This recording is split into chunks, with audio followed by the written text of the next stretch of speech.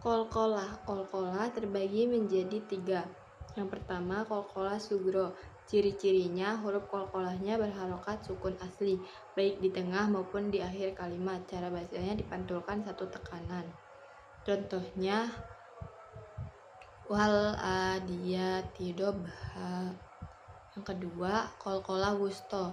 Ciri-cirinya kolkolahnya di akhir kalimat diwakofkan tanpa tasdid. Cara bacanya dipantulkan satu tekanan. Contohnya, walahum adzabul harik.